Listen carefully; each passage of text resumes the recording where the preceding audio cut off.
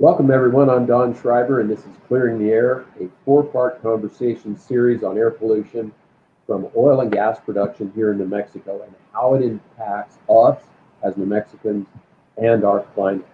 So we've been gathering once a month since June as we prepare for an important rulemaking by our state's Environment Department. And we're going to call that Environment Department the NMED. So that begins next month. And you can find all of our episodes, our past episodes of Clearing the Air at cavu.org, that's cavu.org/clearing the air. So on our third episode today, we're joined by Barbara Weber, the Executive Director of Health Action New Mexico. Barbara, it is so good to see you again. Thank you so much for joining us. Yeah, I am glad to be here. Welcome. Hey, Barbara Weber. What does Health Action New Mexico do? Why does a health organization work on climate change? And tell us a little about your background and how long Health Action New Mexico has been working and advocating for methane and ozone rules, and why. Well, thank you for those questions. Health Action New Mexico has been operating in New Mexico for the last 28 years. And our mission is to see that everyone residing in New Mexico has equitable access to quality, accountable, and affordable health care. And with that comes all the education. We do a lot of policies based around our mission in the legislature each year, but that's based on not only rounding what's happening in New Mexico, but what's happening at the federal level and what's happening in other states. We don't mind stealing good ideas from other states as well. And we also do projects on the ground because we don't think we could be good informers of policy if we weren't in connection with what's going on at the grassroots. For example, right now we're involved in a project to get unvaccinated farm workers and isolated rural adults in southern New Mexico. So those are the kinds of small projects we do, but we see them as critical to policy making as well. In terms of why we were involved in climate change and the methane issues in New Mexico, because that's health. There's nothing more primary to health than the air we breathe, the ground we walk on, and gives us the plants that we eat and the water we drink. So understanding that, and you ask about a little bit about me, and I could say, well, okay, I've had a somewhat long career. I've worked in third world countries around healthcare issues, Latin America and West Africa. I've worked in women's health issues, including domestic violence, sexual assault, hospice, long-term care. But I grew up, excuse me, I grew up in a rural town in rural panhandle of Texas that was at that time known as the carbon black center of the world. And our little town of 15,000 had on one side of it the constant flaring of gas 24 hours a day. I mean, hundreds of flares going up because they only needed one part of the gas to make their carbon black. And then on the other hand, we had carbon black coming out of the refineries. And so when you were 30 miles from our town, you saw nothing but a black cloud. And that's what we lived in. So when I went to college, back in those days, you had to get a x-ray, a chest x-ray. And when they looked at it, they said, oh no, you have to go to the doctor and make sure this isn't something contagious. And the doctor wrote on it, no, this is just carbon black particles in the lungs. And so I didn't think much about it. And I think most people don't think about how we're impacted by our environment. But now and throughout my adult life, I've had low oxygenation rates, which became more critical when you think of COVID, because I start out with a baseline that's lower than most people. So I myself know what it is to grow up in an environmentally polluted environment. So I'm aware of that. And I think, again, we've been involved with the methane issue and pollution, ozone pollution issue for about 6 years. And I think it came to kind of a head for us was when NASA identified that cloud over the basin, the large methane cloud. And I think that was a wake-up call for all of us. We need to take this issue so seriously in New Mexico. So we jumped on board at that point.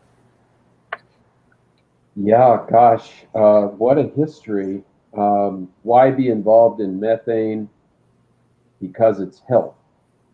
And I think today we're going to kind of try to focus on that. And we're so glad to have an expert like you here, plus your experience in growing up on the Panhandle. Can I ask what town that was? Sure. It's Borger, which is about 50 miles north of Amarillo.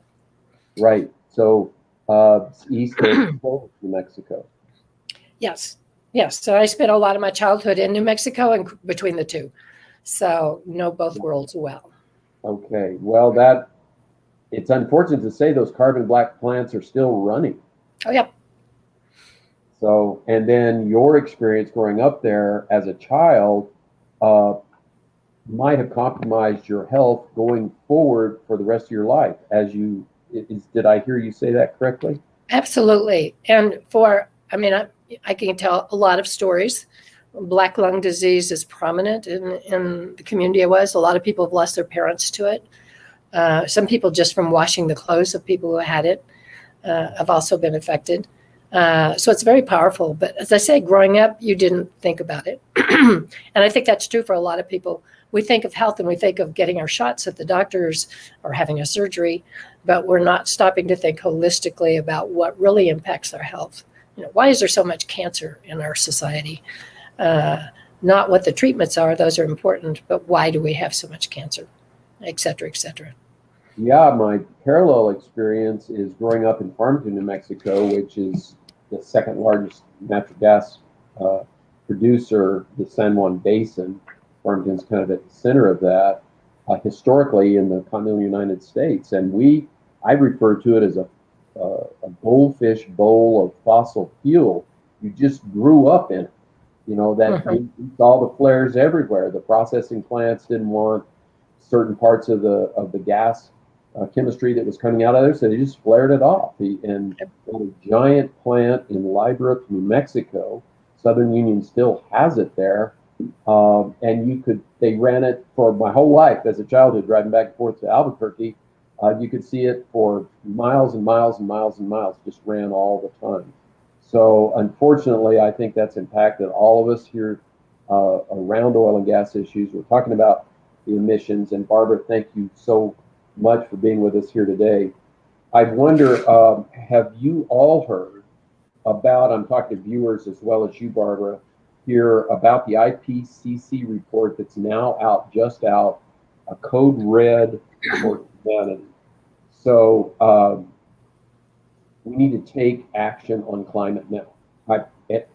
We cannot wait another moment. In their report, the IPCC identifies methane pollution as one of the key drivers of climate change. Methane is an extremely powerful greenhouse gas. It's 80 times more potent than CO2. And CO2, carbon dioxide, kind of gets all the big headlines. But we're going to come back and talk about methane, how the San Juan Basin, where I live, got famous in that hotspot. But in the face of all these challenges, your background and mine, the IPCC report, all of those things that are in our face, in our face today, we can be excited about the progress that we're making here in New Mexico. And for the first time ever, our state government is looking at really revising and strengthening and creating some methane rules, some ozone precursor rules, and that's to the credit of Governor Lujan Grisham. So she made that a priority with her executive order number 003 in January, just a few days after she had taken office. So I'm very pleased to have a governor that is championed driving towards national leading methane and oil and gas pollution rules. That was her goal then, and I think we're all trying to help her achieve that now. So we will share today some stories directly from the Permian Basin.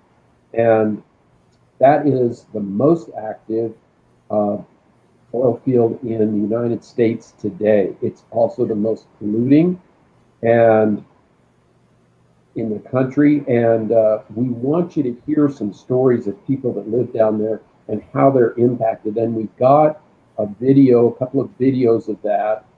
So let's watch that now.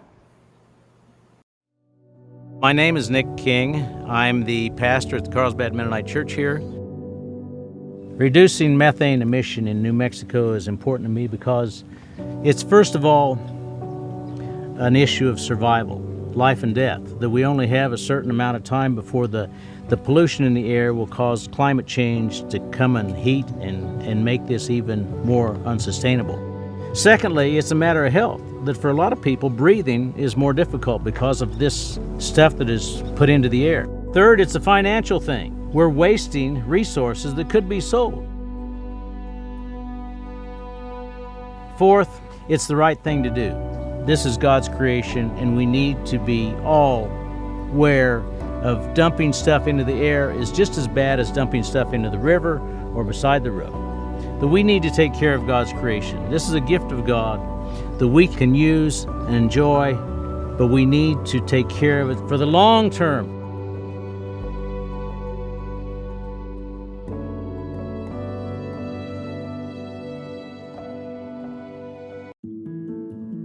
Hello everyone, so my name is Miguel Escoto. I'm 22. I'm an organizer with Earthworks and with Sunrise Movement. There is no such thing as an environmentally friendly fracking industry. It just does not exist. Methane emission is inevitably tied to this industry.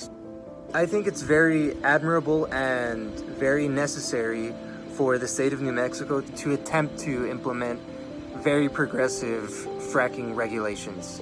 Hopefully, state agencies are able to successfully enact such a regulation that does not have glaring loopholes. It's essential for these regulations to be in compliance with the climate science. Through the IPCC reports say that we drastically need to transition to renewable energy. So yes, we should talk about regulating the industry, but even more important than that is understanding and creating regulations to justly transition away from the fracking industry.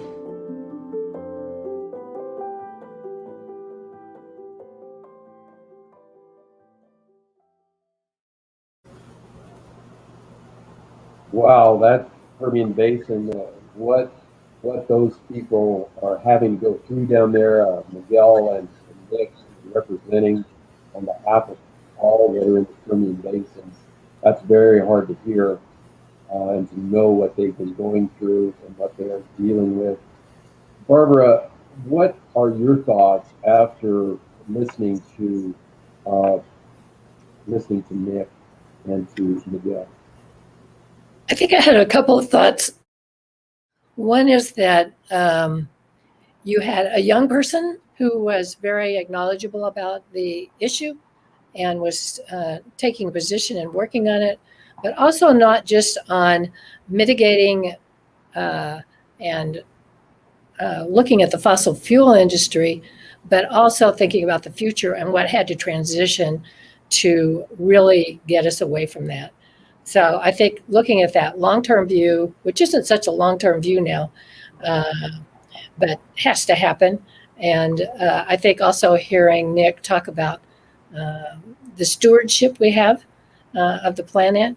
And the IPCC report made us aware that the window is closing. We've been hearing it for 40 years.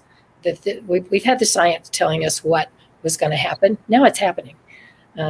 So it's the idea that the window's closing and we have very little time to really mobilize everyone and put in place the public will to see that there's the transitions that need to happen to really make this issue go in the right direction. Code Red for Humanity, yeah, in that IPCC report, and listening to Miguel talk about um, just transition, not just regulations for now. As he Right. stated, it's good that we're working on regulations now, but we need to keep moving through that to find a just transition away from the oil and gas industry that has driven New Mexico for over 90 years and has still left us often in the most important metrics in 48 and 49 and even last for child welfare and many other issues and That's right. health issues. So there's that. And then Nick, of course, talking about the stewardship. Thank you for framing it like that, that we are not just here for resource extraction. We don't just live in that goldfish bowl of fossil fuels without tremendous cost to the rest of us. So thanks, Barbara, for that, for your insight on that. What I want to stop for a second and say is thank you to Nick and to Miguel. I got to know Miguel, such an outstanding young man. We served on Governor Lujan Grisham's methane advisory panel together for many months in 2019, working on the upcoming, at that time, New Mexico Oil Conservation Division rules, which have now gone into effect, and then the rules that are coming from the New Mexico Environment Department. So if you're ready, Barbara, we can talk about those New Mexico Environment Department rules, the NMED rules, and say a few things about them. Let me talk a little bit about that rule, and then just jump in anytime you have something to say, and I would love for you to interrupt me. So NMED has proposed strong oil and gas pollution rules, and they're trying to rein in ozone and methane produced by New Mexico oil and gas industry. I just want to emphasize again what I said earlier. This is a first. We recognize some climate problems, we recognize health problems off and on. Never has it been assigned, as it should be, to the oil and gas industry here in New Mexico. Governor Lujan Grisham did that in her executive order, and the methane advisory panel followed that with many months of work. Then the NMOCD, the New Mexico Oil and Gas Division, followed that with writing rules of their own. Now we're going into the second set of rules, which is the Environment Department, more involved with air and water in the NMED ruling. So it's terrible that we're famous for the hotspot, the Four Corners hotspot that NASA found that you referred to, Barbara, earlier. It made such an impact on me when it was released. Do you remember when it came out that this was really, here was a big map of really North America, and here's this big orange kind of ugly spot right over where, the Four Corners. Remember what that was like when you saw that? I very much remember it, the shock of it, and then also the irony that here we have some of the most beautiful country in the world, in my estimation, and we also have a very poor county, and we have the Native American tribes that comprise most of it, and here was this thing that we didn't even know about. I mean, it obviously didn't happen overnight. So it was a shock. I think it was a wake-up call. I think it was. As I continue to say, it's something we don't want to be famous for. Right. And it is, having grown up here, I consider it one of the most beautiful places. We're talking about southern Colorado, southwestern Colorado, southeastern Utah, southwestern Utah, northeastern Arizona, and the northwest corner of New Mexico. It's just fabulous. 2/3 of our surface water in the state runs through here with the three rivers, the Animas, the La Plata, and the San Juan. Those are collectively called Tota in the Dene language. And it's just such a remarkable, unique place, yet we're overshadowed by this literally hanging over our head methane hotspot. And kind of to rub more irony in the wound, New York Times recently revealed that Houston-based Hillcore Energy Corporation, which is the largest methane producer in New Mexico, is also the largest methane polluter in the nation. That's the New York Times. So we're famous again for that, something that we don't want to be famous for. I do want to say that Governor Lujan Grisham and Secretary Kenny really have been responsive in the rules, both in the NMOCD rule that has gone into effect, and then this upcoming rule as it's being drafted and proposed. They've been responsive to people's concerns.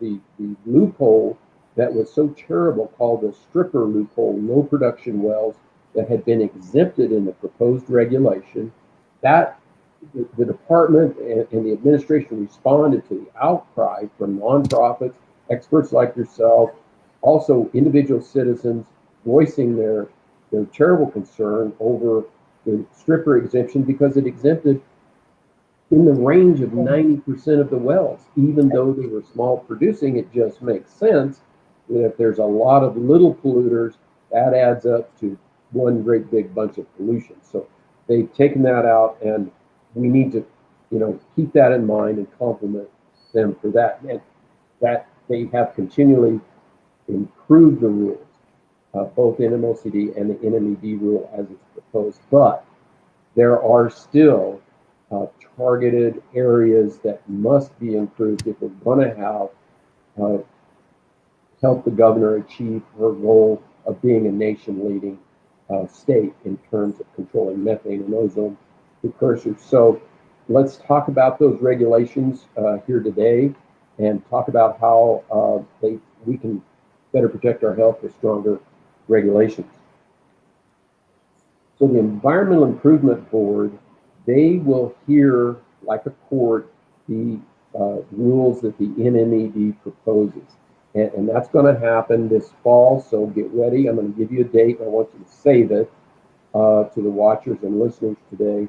I want you to save this day. It's September 20th. That's when the hearings begin. They will go on for probably a couple, even 3 weeks as the hearing progresses. So it will be our big opportunity. CAVU, Clearing the Air, will be there. Other nonprofits, I know you'll participate, Barbara. And then people like Nick and people like Miguel from the Permian. Other people can directly participate in this process. And I'm speaking to you viewing the webcast today, and those that will listen to the podcast. This is your chance to raise your concerns. And you can make your voice heard in this process and learn more at methanemattersnm.org /take action. That's methanemattersnm.org/take action. You can sign up for the email updates and get the latest information about the hearing that's upcoming. So we'll be there, and we want you to join us, please. I'm going to, you are planning to be there, Barbara? Yes. Okay, that's great. And I know you participated in many hearings before. Do you agree that citizen participation is extremely important in these hearings? I think so, because not only because the issue is so important, but because there's still some work to be done on improving the rules, and particularly when we want to make them stronger for frontline communities. And you have to remember, there are 139,000 people approximately that live within half a mile of over 55,000 wells. So we know a lot about what the health conditions are of people who live within the half mile, and it's not good. So certainly protecting frontline workers or frontline people living in the area. We should also know that within half a mile, we have 99 schools connected to Wills and child care centers. So first of all, there's a question of whether we should have schools and child care centers in that close proximity. But at least we need to do everything we can, beefing up the mitigation, the inspections, and that takes money. We know. So again, it's a question of public will in saying, no, this is too important to our people because of the terrible health effects that it has. And then also methane is bringing on climate crisis. And that is another health crisis in itself. We've seen that. Exactly. And now we don't just see it in a melting iceberg. We see it at the Devil Springs Ranch where I live in Governador, New Mexico, traditional ranching community there, where we had the hottest years we've ever had. We've lost our snow over the past many years. And it was only 20 years ago when Jane and I started that ranch that I was up on the roof shoveling snow off because I was concerned about whether that would support as much snow as we had. So even in this, I mean, I think it's on everybody's plate, in their face, at their doorstep right now. No longer theoretical. That, I think, is part of the point that the IPCC was making. So let me just talk about the San Juan Basin a little bit. We've touched on that, but I'm going to repeat several things today because I think it's important that we go over them again and again. The NASA discovery of the hot spot there, and then the burden that we know that leaves on frontline communities. And you've spoken to that already, Barbara, but the Navajo communities, Jicarilla, Southern Ute, and other communities, and on rural families like mine. That's where the oil and gas development traditionally has been and continues to be. And remember Hilcorp, the company that I said was the worst polluter in the nation? They're the biggest operator in the San Juan Basin. So they managed to achieve national status as a polluter just in one field here in the San Juan Basin. So you can imagine what that's like. And their pollution, this isn't per capita or by scale or per anything, it's just the raw amount of pollution, more than ExxonMobil, more than Chevron. That's what this company is doing. So we're really concentrated here, and frontline and rural communities bear the brunt of that. The other day, I watched Hilcorp frack job on a well a mile from our house, where they vented methane and all the chemicals that come with it for 4 days. I've returned every day and watched for hours every day while they vented. That means they released the methane and all the chemicals right straight into the atmosphere. So they vented chemicals for 4 days and methane. Then at the very last, they flared for 4 hours, means that they took that vented gas and chemicals and they lit it on fire. That's a flare. So they flared it. So venting is the most impactful. That's where we're 80 times more potent as a greenhouse gas than CO2. Also, we create other kinds of gases or other kinds of health threats when we flare the gas, when we set that on fire and burn it, and that's nitrous oxides or NOx.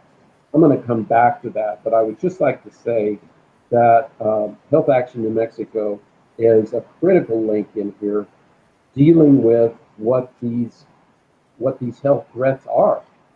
You see it, I am sure, throughout the Permian. Absolutely. Like I say, we've got a large population that lives only a half a mile from the many oil and gas facilities and are exposed to the flaring. We know that among the frontline people that are living there, children and the elderly are most at risk. New Mexico has one of the highest rates in the country for asthma. So we can't say it's caused by this, though there are some cause-related studies. But we do know that in the Permian Basin, it's the highest area where people go to the hospital for asthma attacks and respiratory attacks and are hospitalized for asthma. So that tells you something. We also know that Eddy County was pointed out by the American Lung Association as having the second highest poor quality air quality in the country for any county. So add that to your list of things that we can be known for in New Mexico. Another reason we don't want to be famous. I know things that we don't want to be famous for, and we shouldn't be famous for. But you know, with all the ozone that and the gases that you talk about that are related, when they release methane, they also release gases, and some of them are horrible. Benzene, which many of us remember because it finally got taken off the commercial market in most senses. And I remember having benzene up in the cabinet in my household. But it's a known carcinogen, and yeah. So when you're living close to a facility, we know that congenital birth defects increase by 40 to 70%. We know that low weight and preterm babies are born 40% and 20% respectively in terms of preterm and a low weight. And New Mexico has a higher rate of low weight and preterm births than most of the country. And we know that this also increases the risk of cancer by 8 times. So we can't be surprised when people get cancer because we're breathing in air that will bring us into a carcinogen. So even being exposed to benzene, for example, when you say they're flaring, being exposed to that intensely for 1 hour can cause cardiac arrhythmias. And then on goes the list of neurological, respiratory impacts that all of this has on our population, causing premature deaths, strokes, cardiac. I think there's a study that I saw last year documenting specifically climate-related or ozone-related issues in Las Cruces in terms of the increase to the hospital for cardiac issues. So it's not just the food we eat, it's also the air we breathe that bring a lot of our health problems. And we need to start thinking in those terms. Obviously, one of the troubling things is that now that we're in the COVID pandemic, that people that have the respiratory problems, that have the cardiac problems from the ozone and from the air quality are also more at risk for COVID. And we certainly saw that in both the North and the South, in the San Juan and the Permian Basin. So.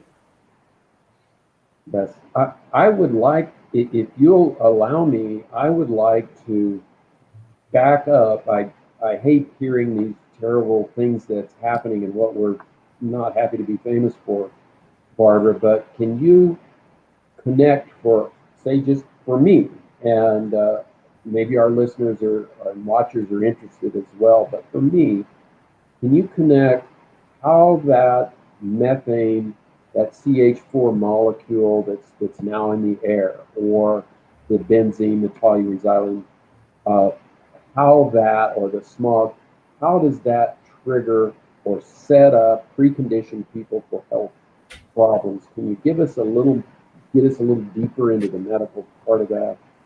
Sure.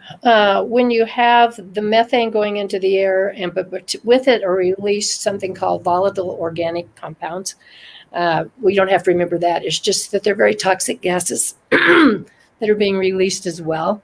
And the particulates that are in the air, and we're very aware of this, at least in Albuquerque, because we had the smoke crisis, and we now are seeing this every summer. The wildfire smoke comes in, we already have our own ozone, and then it becomes, there are alerts telling the elders, children, and the general public not to go out if you don't have to. And this is the time where everyone is outdoors. So it triggers the respiratory issues that you see, but it also, it triggers it affects the liver, it affects the kidneys, it affects the whole body. So I think there are two health crises, and one way to look at it is the health crisis from the actual flaring and what it causes in terms of, and the venting and what's released into the air. The second crisis is that the methane particularly is such a potent greenhouse gas that it's triggering the climate crisis. And the climate crisis is a health crisis on its own. I mean, we've seen that people are not going to have, you mentioned the water. We're not going to have the water to grow our food, to feed our animals, to feed ourselves. I mean, to have water for ourselves. We're already seeing that. You're changing the climate so that you're having rains earlier and then the normal production process. And that's related to the snow, the melt, the whole thing. The fact that the Colorado River for the first time is going to cut back on historically the water for the West is concerning. Heat in itself, when you start raising, like you say, 7 degrees, our older bodies for older adults are not set up for that. And you're causing other issues with heat. It just goes on in terms of what will happen as we go further down this road if we don't reverse it. So this is a health crisis in terms of what it puts in the air and the pollution, but the health crisis is also with the methane causing the ozone, which causes, again, the climate, the changes in the climate. You know, we started our cattle operation using a non-traditional ranching practice that was brought to the United States by Alan Savory from South Africa, and systems that had been developed there and in Europe long ago being introduced into the United States. And his system eventually became known as holistic with an H, holistic management. And it was specifically originally for cattle management, range management, and considering all the factors that went into getting a healthy animal to market. And it turned out that, you know, it wasn't just what was being taught at the ag school, at the ag college, or by your uncle.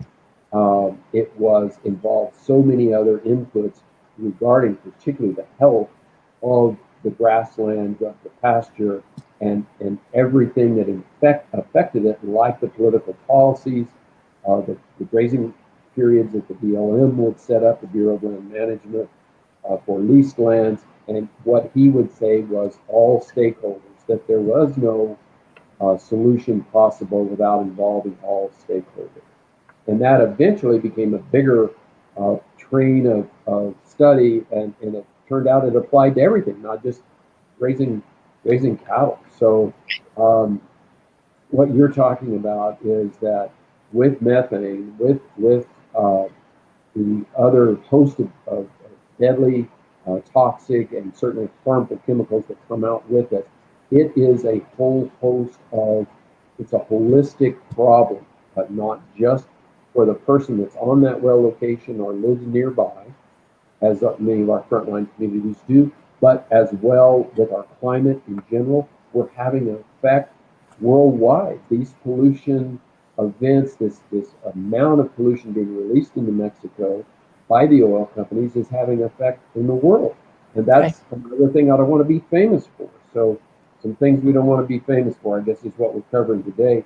And you know, when you said the smoke in Albuquerque, and I think we always battle the thought that your friends and neighbors there in Albuquerque or say Santa Fe might not think oil and gas wells or pollution is a problem for them. But if they could just come with us, come with Miguel's organization, Earthworks, who has the oil and gas imaging cameras, the OGI cameras, we kind of know them as FLIR cameras. They make the invisible visible. You would have a smoke day every day if you put that FLIR camera on an active gas well or a pipeline facility or a gas processing facility. It would look like a smoke day. We saw a little bit of it in Miguel's video at the start there, but just see that methane boiling out and the camera picks it up and shows you it is not invisible. And it is not just methane, as you keep saying. And I want to repeat, it's the volatile organic compounds, the VOCs of toluene, benzene, xylene, ethyl xylene, and others. And then if they do flare it, if they do get it on fire, then it's going to create our nitrogen oxides, or NOx. You see that acronym NOx. And that's what they're talking about. It's all the smog forming problems. And it just kind of, as such a proud New Mexico citizen, we go back several generations here in the state. We used to be famous for clean air. This was prior to the big oil and gas development, prior to the problems that we have now. People came here. We had tuberculosis centers all over the state, and it was famous that we were famous for a good reason. People would come here to clear treat their tubercular problems as well as asthma, and go to the great state of New Mexico for clean air. That's what I want to be famous for. And that's what I'm driving for in these rules that are upcoming. We have this big chance coming up. And when I say we, I mean not just Barbara Weber, not just me, but our viewers and our listeners. We all have this opportunity coming up. But it is pretty much a do or die equation right now, as the IPCC has pointed out. So Barbara, let's talk about the three areas where we really need to improve this proposed NMED rule. And one of them, the first one, I think is very close to what you've been talking about. And when I go through all three of the areas, I hope if you will come back and talk about this first area of really great concern, and that is strengthening the protections for the frontline communities and rural families like mine that live in close proximity to an oil or gas well or a production facility. So it's critically important that we strengthen these final rules, and I'm so hopeful about it because our neighbor to the north, Colorado, has done just that. Exactly.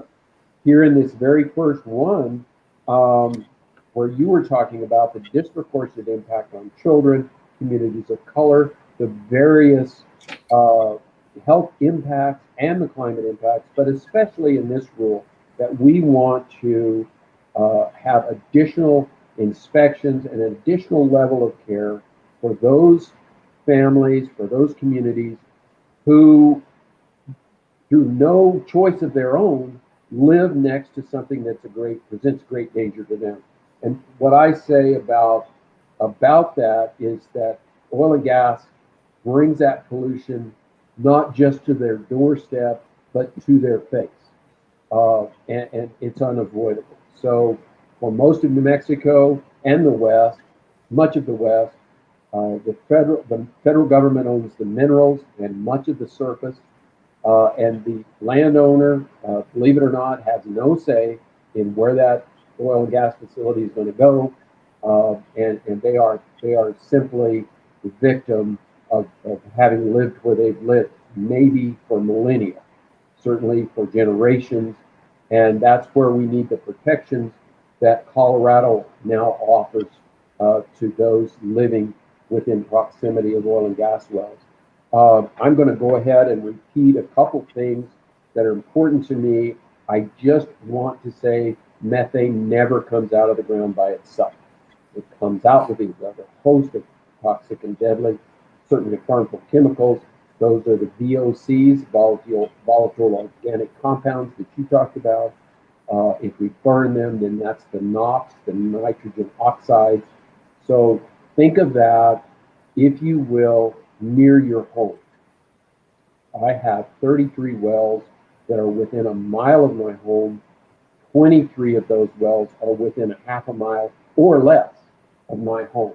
There's nothing special about where we live. I mean, we like our ranch and we think it's great, but we are typical across the San Juan Basin. So many, many other rural families live in the proximity that we do.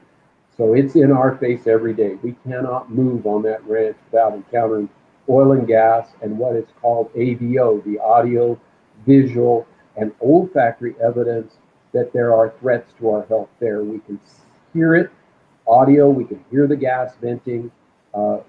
It's olfactory, we can smell it, it's right in your face. That's the part I'm talking about. And if you've been in the Permian, it's terrible there, but it's bad in the San Juan too. We can't drive in our truck and not be assaulted by the fumes from oil and gas. And then visually, of course, we can see it in the waves as they come off the tanks. We can see it when it's leaking and shooting out under pressure, hitting the dirt. And then we can also see the death of the vegetation around the well where it has been leaking. So, and we're talking about methane leaks here, not the oil spilled on the ground. So that's something we live with every day. We would like to be afforded the same protection. We would like our neighbors and our brothers on the nearby Navajo reservation or the Jicarillas that's just 17 miles to the west of us, or only 25 miles to the north of us, the Southern Ute tribe. We wish they would have the same protection that Colorado has in those frontline communities. So number one in the rules, frontline community. Hold that place and come back and we'll talk about that if you can. The second area, again, very hopeful because Colorado has already done this, and that is we must strengthen the NNED final rule to include what is called completion. Just bear with me here and let me show you how easy it is to understand what I'm talking about. Completions is the activity that happens between drilling the well and bringing the well into production, hooking it up to the pipeline. So you have a process that goes between those two while the well is being cleaned up, primarily while the frac material is being recovered out of the well and all the drilling debris and other things are happening between these two. What am I going to make here? Drilling. Here's my drilling, and here's my production. What happens between those two is called completion. And unfortunately, that's what I was speaking of earlier. 4 days watching a frac job by Hillcore, where they vented that gas, all of it, the methane, the benzene, the toluene, all of it for 4 days under great pressure. It's directly into our atmosphere. So, and then for about 4 hours they burned it, but that's not a desirable result either. Colorado would have made them capture that gas. And when I stand on my ranch on the high ground, I can look 25 miles to the north and see Colorado. So it's very disturbing for me to think here's a major part of the problem, a creator of the methane hotspot, a creator of these health problems, a giant contributor to climate change, is allowed on a well on my ranch and not allowed on a well in Colorado by the same drilling contractor, say the same operator, drilling the same formation. So that's a gross inequity that needs to be rectified for people and their health. Whether it's a kind of a technical part of the drilling process or not, it has the same impact as all of the rest of the methane and VOC emissions, NOx emissions. So that is number two, completions. And number three is pneumatics. That's kind of a crazy sounding word, and how would it apply? But it's just a term that says the oil company is going to use the pressure of the gas that's there already, coming from underground, to drive a valve open or close it or run another mechanism. It's a free source of power for them. They would have to use an electric motor or another process to power those valves open and shut, or there are other mechanical processes there. They get to use the natural gas for free. When they do, the dirty secret is that gas is released.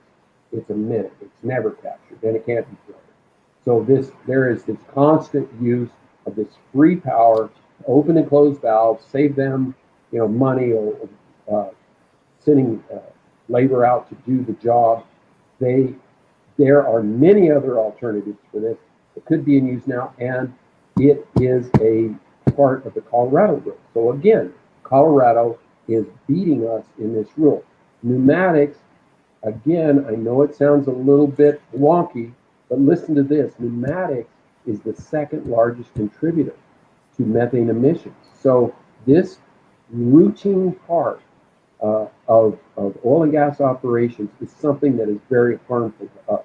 And of course, that's part of what the problem is for the frontline community, for the rural family, that those pneumatics are running right on the production and processing facilities that are near their homes. So, Barbara, can we back up? Let's talk about the 3 rural improvements we need again, and start with frontline communities. Why is that so important that we have heightened inspection and observation monitoring and standards there of homes close to the well?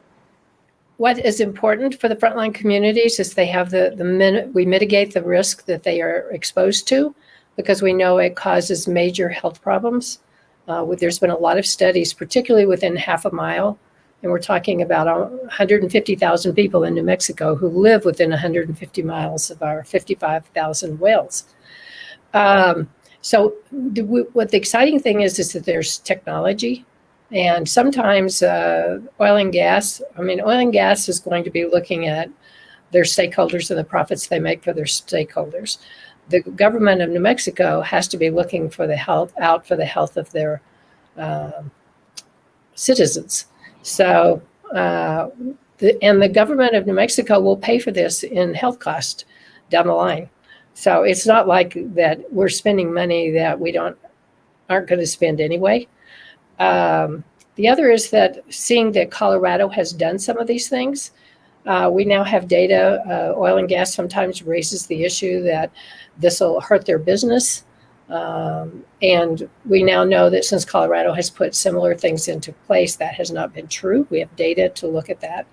So I think the exciting thing is that technology can help us prevent the health issues that we're currently seeing with frontline people and children and elders who all live within half a mile of so many wells. Barbara Weber, Health Action New Mexico, thank you so much for joining us today. And it was thank you for having us. Of course, it was so helpful for me, and I know for our watchers and viewers. And speaking to the watchers and viewers right now, I want you to know that you will have the opportunity to push for these strong rural improvements that we've been talking about. And the Environmental Improvement Board will hold a hearing on September 20th. It will begin on September 20th. We'll share the details. And we want you to remember to go to methanemattersnm.org/take action to do that. So join us next time on Clearing the Air as we try to make sense of climate change, have wonderful experts like Barbara here to make us understand better. We've got to address air pollution and energy development here in New Mexico. We will be back at noon, from noon to 1 p.m. on September 29th, and hear from the folks that are speaking up from the hearing at that time. So find all the information and sign up for reminders at cavu.org/clearing the air. So thank you all very much for joining us. We'll see you next time.